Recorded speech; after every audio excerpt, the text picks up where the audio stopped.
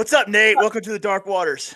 Oh, what's up, man? Long time no see. What's Yeah, it dude. been? I was thinking about that. Like because I haven't seen you guys in a while.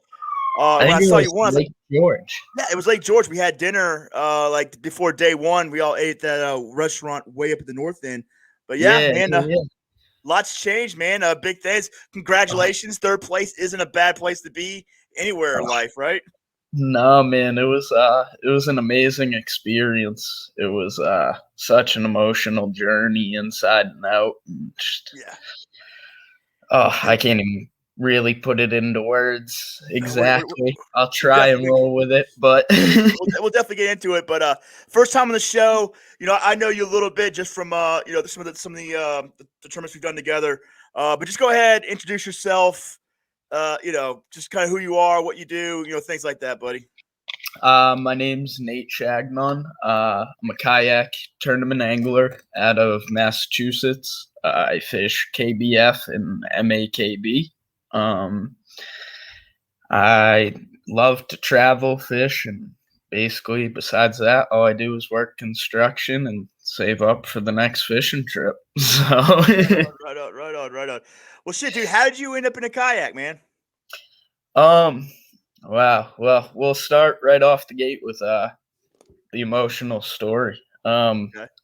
I lost my mother when I was young, to cancer, and, I was, like, 16, 17, and, 18, I moved in with my sister, and, a little while after, my sister was diagnosed with cancer, Damn. and, I lived in a two-bedroom apartment with my sister for, 2 years while she battled, in and out of remission.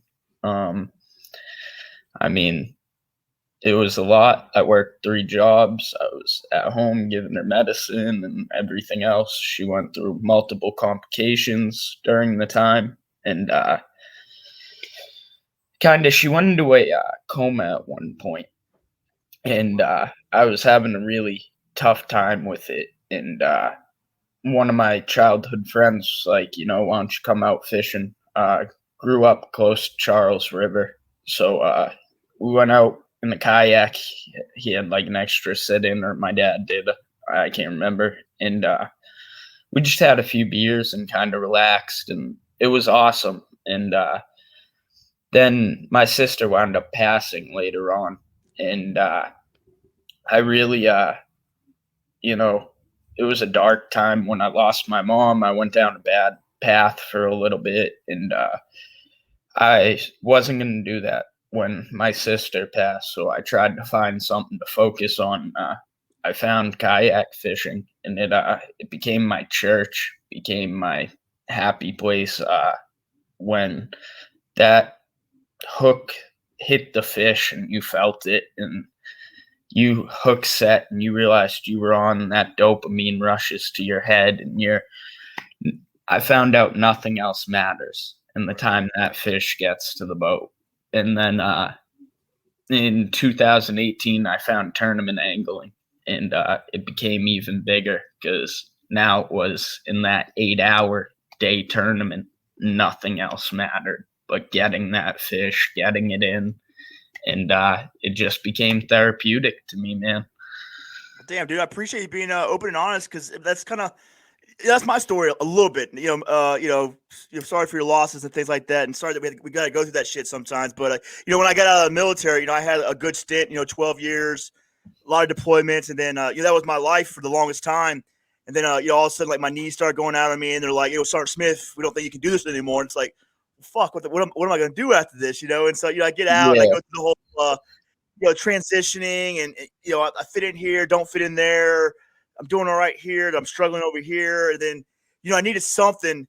And I just, one day it was like my 32nd birthday or something like that. I'm like, I'm going to, somehow I found out about kayak fishing, and I said, hey, I want to try this out. And my wife bought me a $600 Pelican or whatever. And I went out there and I Mhm. hooked my first smallmouth ever on a kayak. Oh, And it was like an Ontario Lake smallmouth up there by the St. Lawrence River. And I'm like, oh shit. ooh. Like I just found something, you know what I mean? It was an Yeah. accident too. I was like, I don't know what I threw. I threw like a jerk bait or something like that. I don't even know how to work a jerk bait Oh, at the time. And I hooked it, and I was like, holy shit, this is what I want to do. And next thing I know, I'm obsessed with it. I Yeah. find tournament angling. Next thing I know, I went from that 600 boat to a $3,000 boat.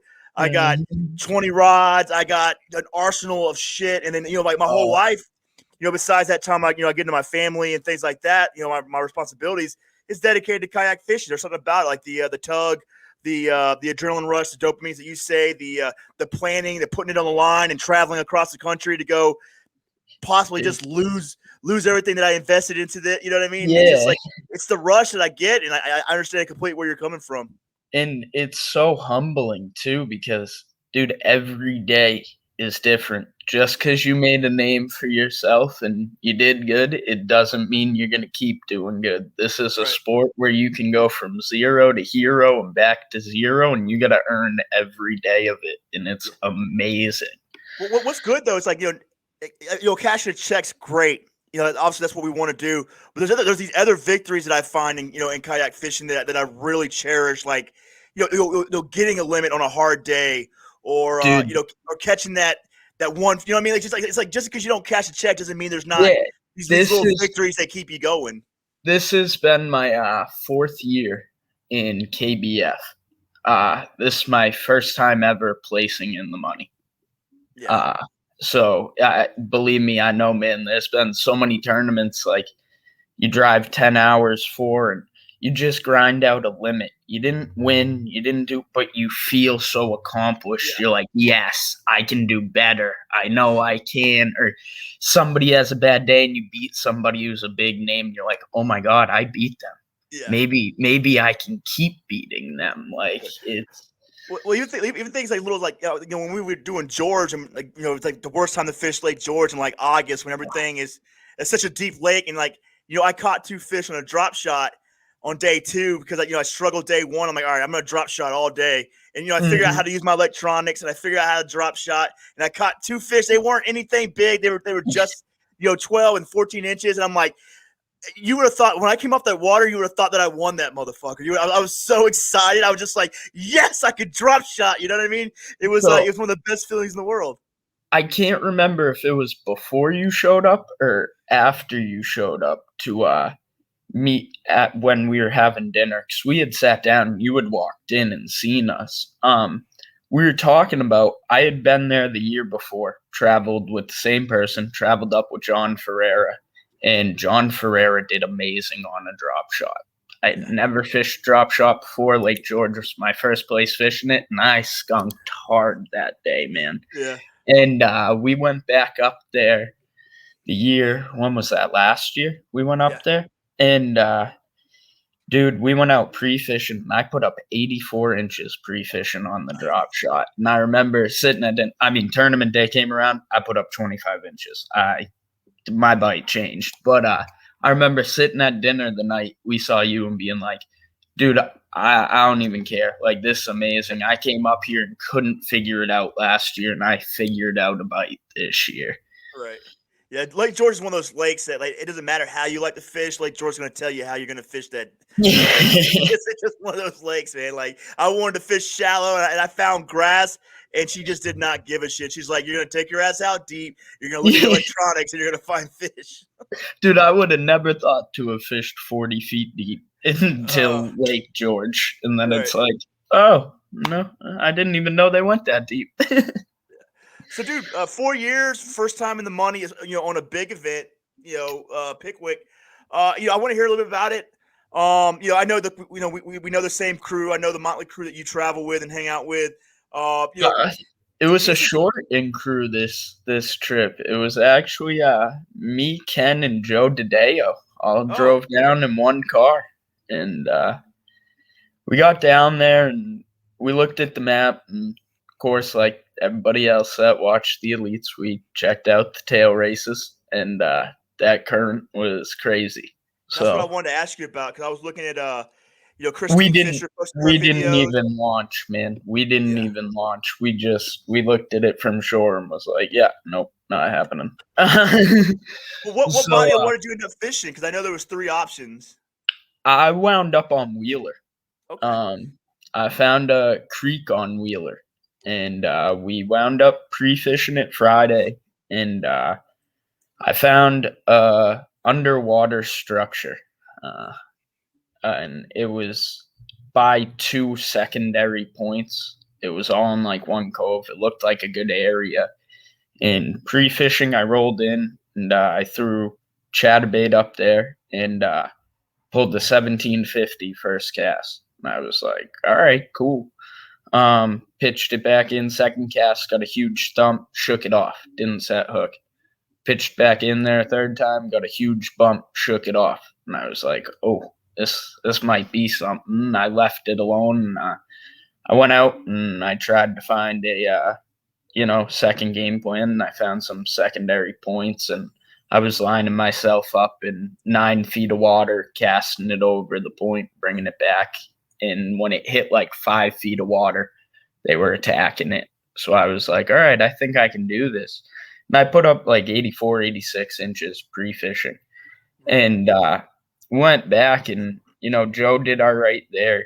And Ken had trouble finding bite, and Ken even said, he was like, I think we should go somewhere else tomorrow. And I was like, dude, I think I can do it there.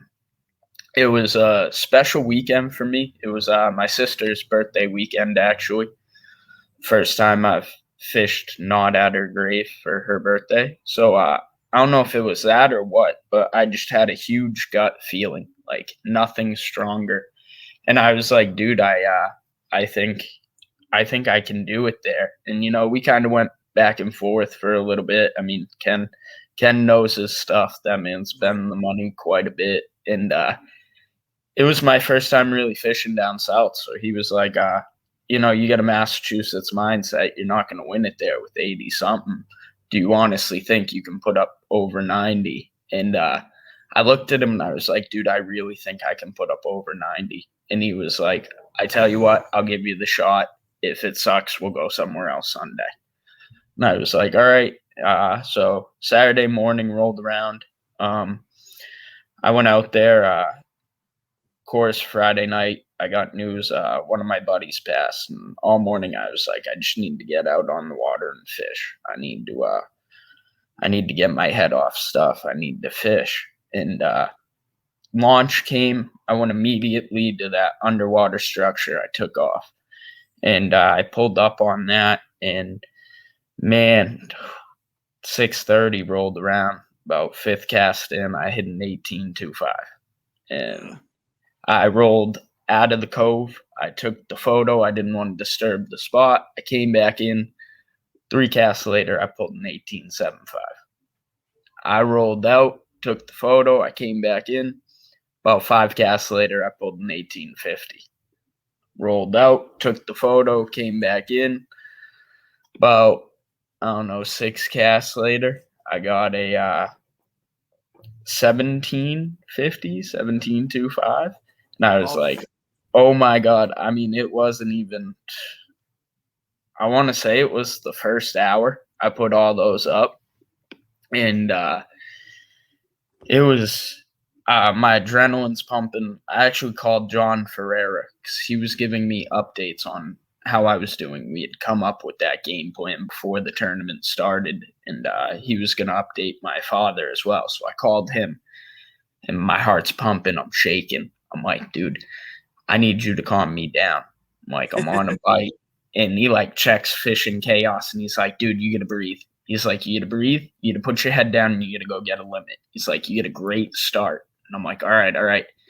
And I hang up from him, and I go to an island. And, dude, I threw it up on shore, and I caught a 22. And here's where the story gets crazy. I'm so excited, dude. Hold on 1 second. So good.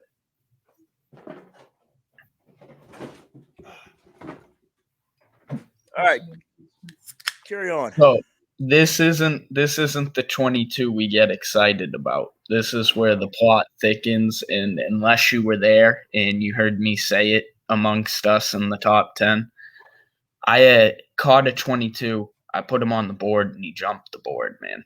No. I watched his tail go over, and dude, it was devastating. I called John Ferreira. I was like, dude, I just blew this tournament. that was fish to put me in the money. I said I was going to do it for my sister and my buddy, and I just blew it. And John was like, "Don't worry, man. They school together down there. Put your head down. You can do this." And I'm like, "All right." And, I rolled off the island. I threw into like piece of wood in the middle of this cove and pulled out a 16.75, filled my limit. I'm like, all right, whatever. I got a limit. I'm in second place now. I knew it wasn't going to keep me there. So I roll onto these trees, and there's a couple of laydowns, and there's a bass boat coming at me too. And it had like two kids who were like 20, mid 20-ish. I don't know. And I was like, hey guys, I'm in a tournament. There's money on the line. I'm actually in second, and I got a shot at doing this. Do you mind if I fish this shoreline? And they were about 3 trees away from me. And they were like, no, dude, you can have the whole cove. And they pulled their trolling motor up and they left. Like, dude, I've never had somebody be that gracious. Yeah, because you're from Massachusetts. You've never seen that kind of kindness. No, dude, we get yelled at that, we want to catch big fish too. Fuck off. But so I'm like, all right, awesome. Dude, I get to the second or third tree. The last 2 were closest to them, so they would have gotten it first. And first cast in there, dude, I pitched it up in about 6 inches of water, and it got rocked so hard it just bumped the biggest amount of slack into it. Reeled down, stood up, set hook, and I just felt the head shake.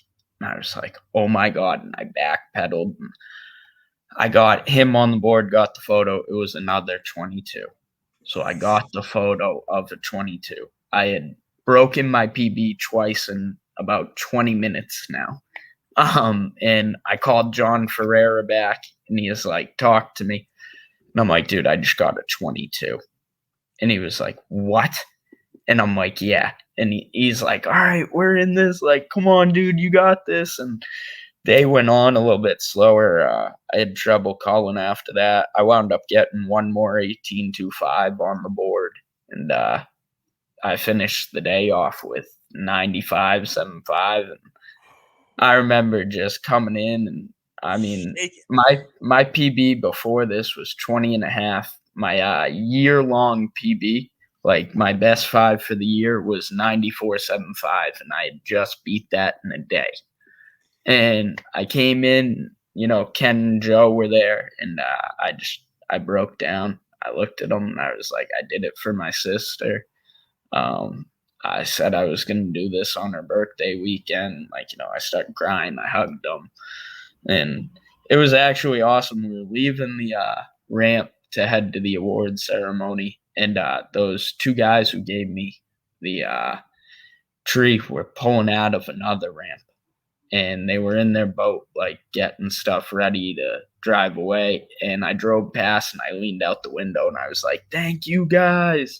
And they were like, did you win? And I was like, 3rd place. I got a 6-pounder off that tree.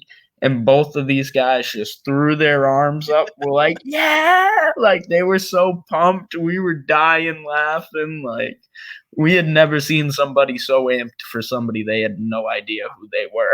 Right. But dude, it was just such an amazing day, man. It still doesn't feel real. 3rd place and tied for came in second. He caught his first, but tied for big bass with a 22-inch. Dude, can't even put it into words. Yeah, I don't even know if I want to make you try, but I mean, like, I've been in this for a few years, and like, the sport's tough, man. Like, when you first start off, like, you just get your ass beat. Like, it's a every grind. time you try, like so much failure. It's like, I mean, like, and like these stories like this are kind of good for me because like there's just so much bad days, and I know people there's no such thing as a bad day in fishing. Bullshit. Not when you're tournament fishing. There's a lot of bad days in tournament fishing. Not when you drive 10 hours and spend $1,000 on a weekend. yeah.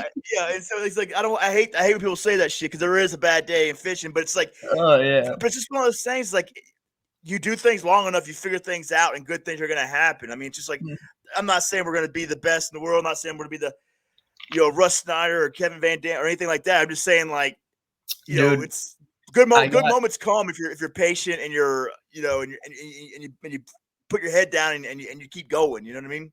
I gotta say, man, you brought him up. Russ Snyder's came in 8th that day, and he walked into that award ceremony, and I know he knows the Tennessee River very well.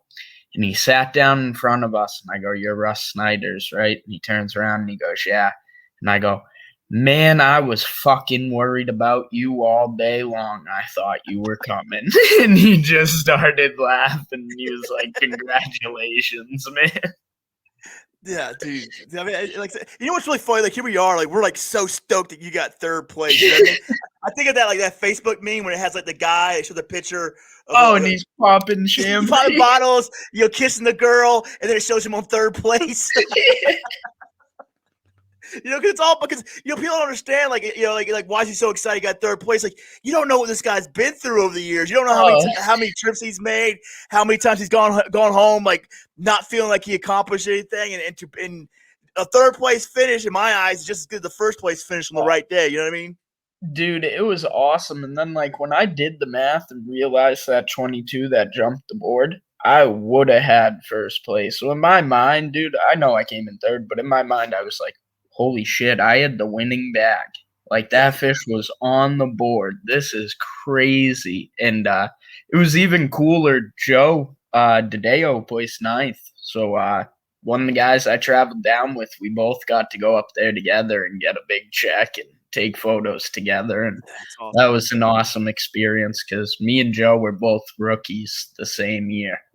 And I've known him ever since I started KBF, so it's been fun to fish with him, be able to go up there with him and get a check. So let me ask you this: like, what do you think? Like over the years you've been doing this, what were the things that you think that you finally were able to put together, or like, I'm not saying like we got so much more fishing ahead of us. I'm saying Yeah. like you figured something out, Um, and you had the confidence to do it. You had the confidence to stick with it. You look Kim Wood in the eyes as someone who knows fishing very well, and you're like, no, I'm going to stay here, and I'm gonna get it here. It's like what have you learned to kind of help you get to where you're at? Because um, hopefully we just keep getting better and better. But like I feel like you might have had a breakthrough, or you just figured something out. I really started to figure out offshore bites in the past few years, not just crushing the bank yet.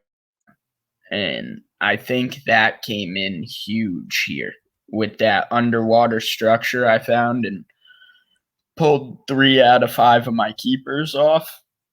Yeah, man, I mean, 2 years ago, I would have never thought about that. I would have been just riding the bank, power moving, not even staying on the spot. Like, if I caught one fish on it, I'd think there were no more there and just keep going. Right. I really learned, John Ferreira, actually, in the past few years, really taught me how to break down a graph and teach me how to offshore fish. That kid's a hell of an offshore angler. And mark my words, what he did in Kissimmee, man, that kid's a threat to come. And I'm happy he's taught me a lot, and we fish together a lot. And I went and bought a new graph this year. I got a new pedal kayak instead of paddling. I spent 3 years in a feel-free paddling.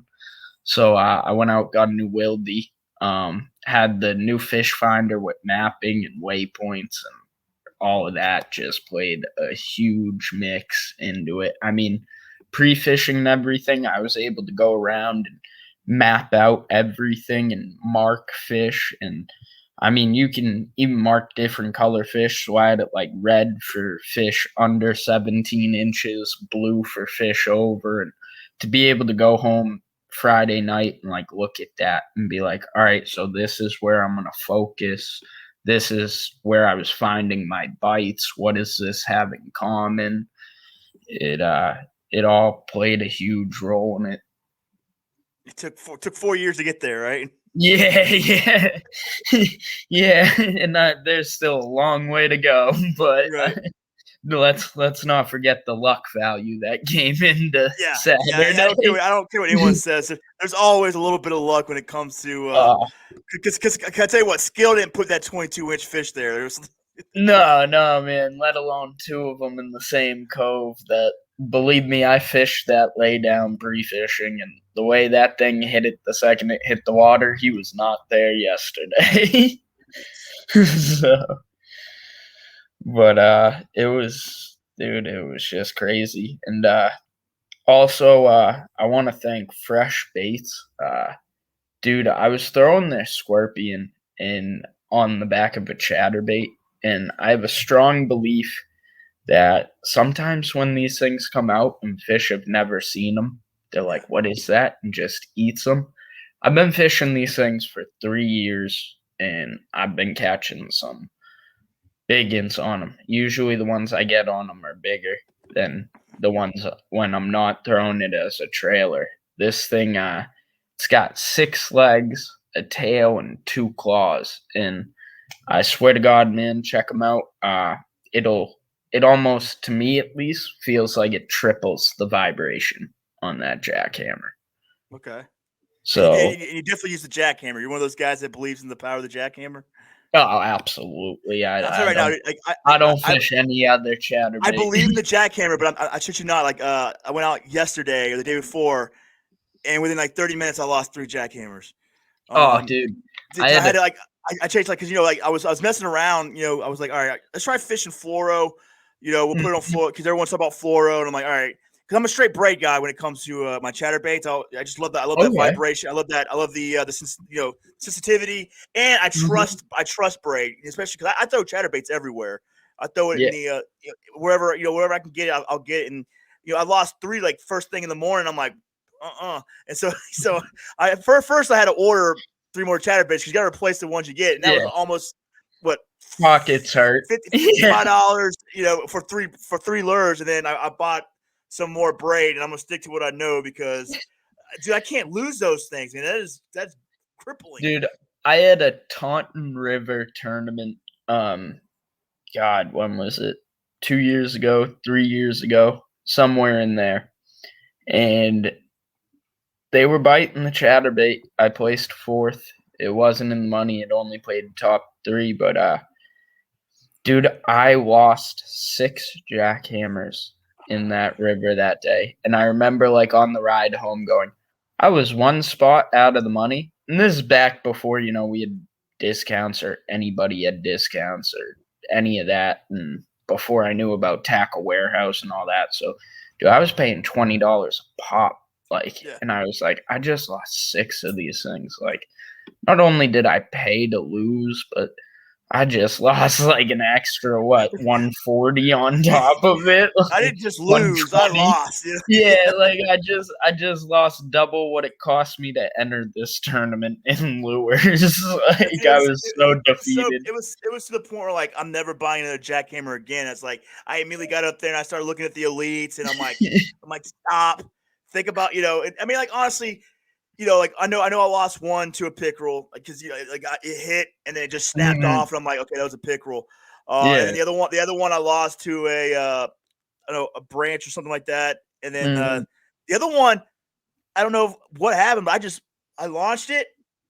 And that was it. It just Dude, went. And I'm like looking like this. I'm like, holy shit, there it goes. I mean, if I was going for like casting distance, I won a gold medal that day. You know what I mean? Because the thing went. so I actually got super lucky down in Alabama on Saturday. I only had 1 color left because I broke off and lost one, but I had an extra one.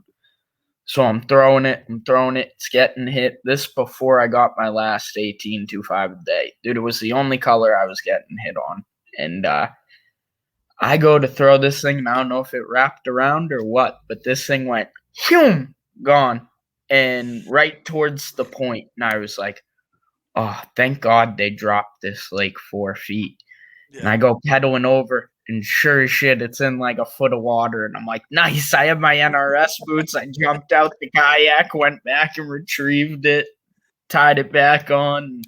I think it was like an hour later, I caught the 18.25, and I was like, I am so happy I lost that on a point and not in like 40 Right. feet of water. Yeah, dude. But I mean, I love the jackhammer, especially because I figured out because I'm starting to do a lot more offshore fishing, and I got a Mhm, hold of the 1 1/4 and the 3/4, and you can't find mhm. any other chatterbaits that heavy in any other model that I know of, and so it's I get it. I understand why. I just Oh it's yeah. you know, I don't do swim baits for that same reason. You know, everyone got those big Oh swim baits. And I'm like, but I'm no, not paying won't buy them. $35 for a swim bait. I don't own a single swim bait. I'm the same as you, man. I can't spend that money on I'm an it. economic fisherman. Like, you got to Yeah, be able. I still gotta work for a living, man. I can't be doing that. That's an hour of my life gone. Right. Well, cool, man. We'll wrap this thing up soon, but you know, I definitely want to because you know, third place is good. There's still plenty of season left. To be honest with you, I feel like me and your season is really about to start Oh yeah, here in the next month because we got the elite kayak fishing. Which, if you're a Northeast person and you're not doing that, are you really from the Northeast? And do you really like the kayak fish?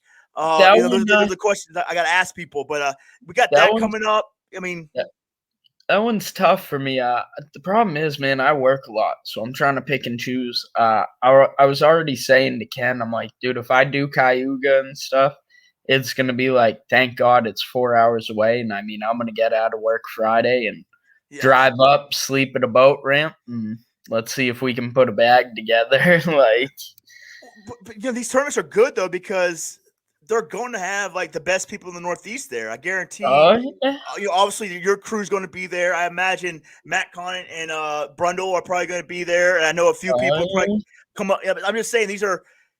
Look, I love KBF. I love Hobie.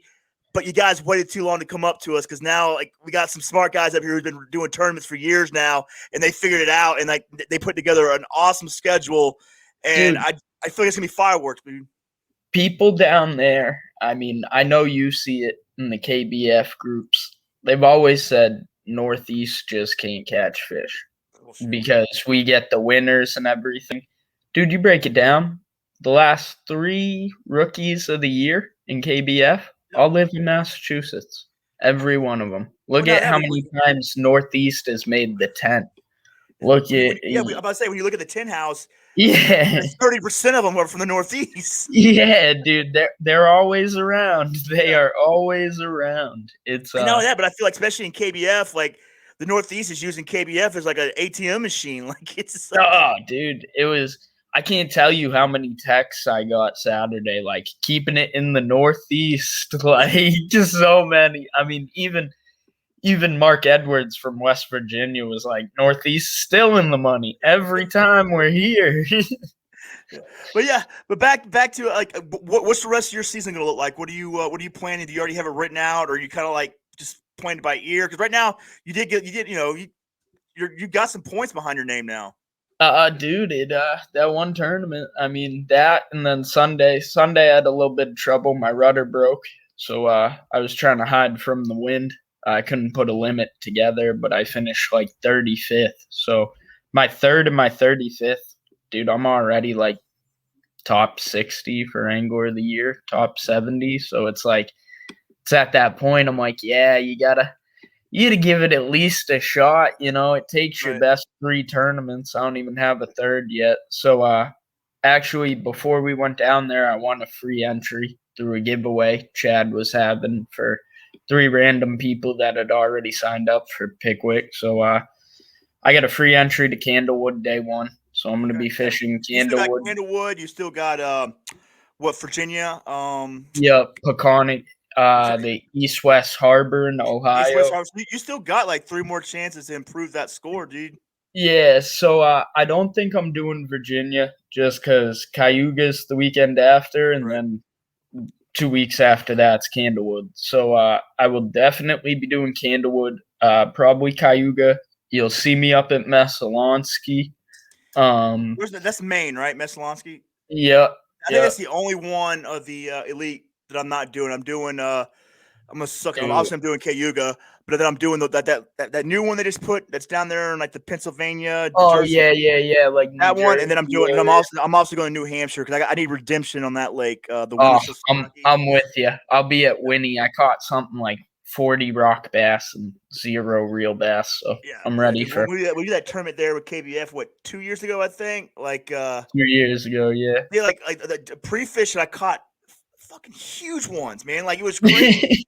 And like they were like quality fish. I'm like, this is it's Yeah. like at that moment, like that was like one of my favorite lakes in the planet. And like come game day, I'm like, Mhm. there ain't no fish in this lake. I'm going Dude, you gotta try Messalonsky. That Yeah, I place do. has I might, but it's monster in June. smallmouth.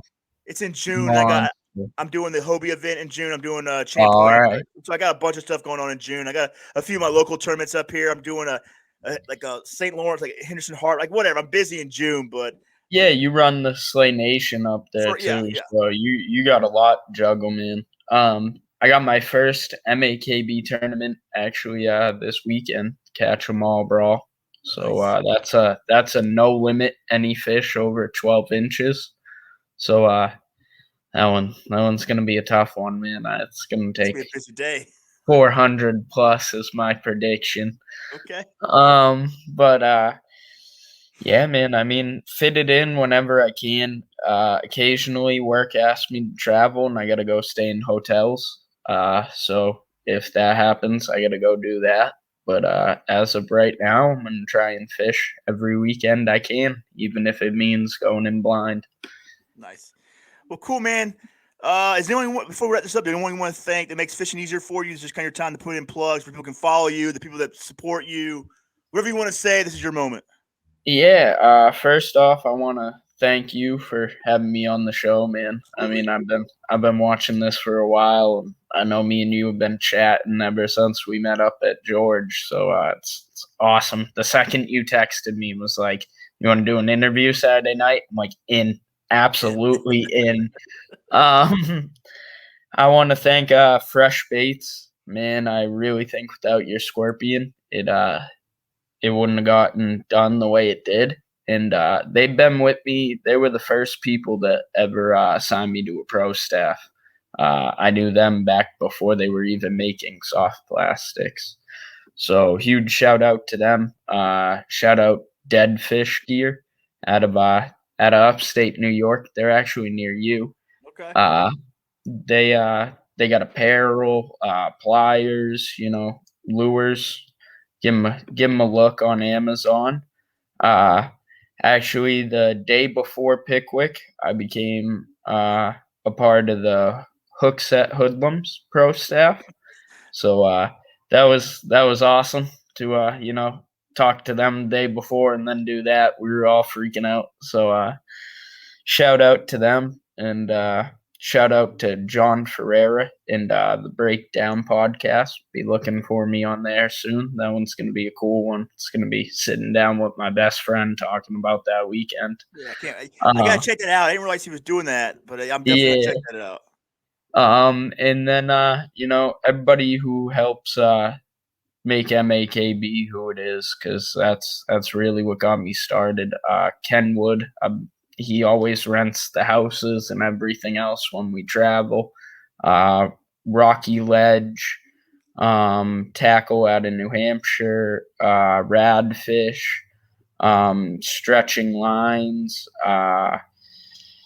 Let's see who else. I know there's one more. And Old Glory Outdoors. That's they're awesome. They came on board with MAKB this year, and Joe's a wicked good guy. So that's about it. Besides that, check me out on Instagram. It's Shags29 CHAGS. Well, cool, man. I really do appreciate you coming on. Congratulations. I mean, it's good to see people in the Northeast, but it's also good. Yeah, whatever. I love seeing people I know do good, especially guys I know who've been grinding and losing and the thing that all the struggles that we go through as kayak anglers, trying to do this whole tournament thing. And so, dude, congratulations. Enjoy the win. Enjoy. I know you got some other podcasts going on. Have fun and ride it while it lasts. All right. Dude, it's amazing. I'm gonna ride the high while it's here. You don't often get this when you're grinding and starting out in this sport. So hopefully it happens more often. I mean, it's definitely something I could get used to. All right, man. You have a good night. I'll talk to you again soon. All right.